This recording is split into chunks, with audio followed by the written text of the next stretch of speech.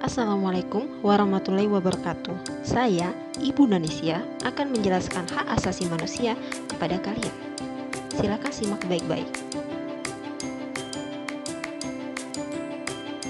Apa itu hak asasi manusia?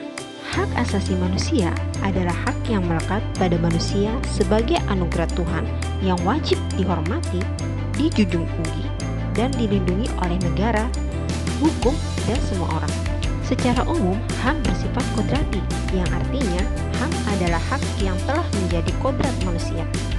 Selain itu, HAM bersifat universal, yang artinya HAM secara umum berlaku di seluruh dunia, dengan tetap menghormati adat istiadat dan budaya negara masing-masing.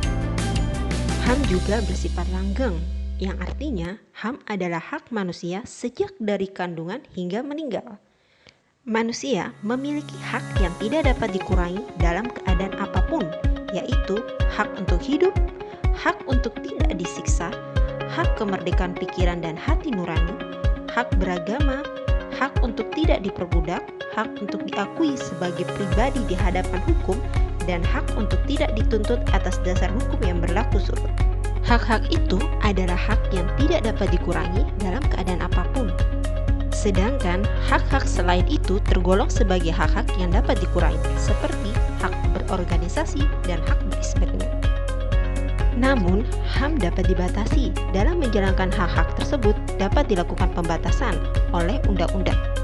Misalnya, setiap orang berhak memiliki tempat tinggal, namun orang lain tidak berhak menggusur atau mengganggu tempat tinggal orang lain sewenang-wenang, walaupun itu untuk membangun tempat tinggalnya sendiri.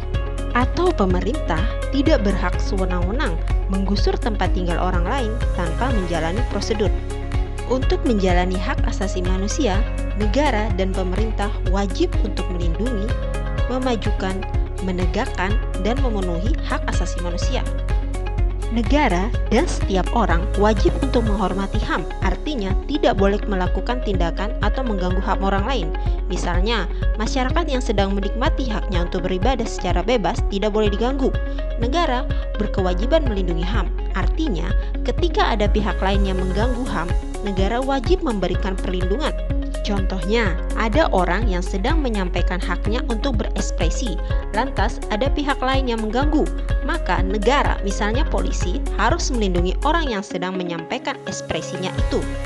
Negara berkewajiban untuk memenuhi HAM, artinya negara harus mengambil langkah-langkah supaya setiap orang menikmati HAM secara lebih baik dan meningkat dari waktu ke waktu.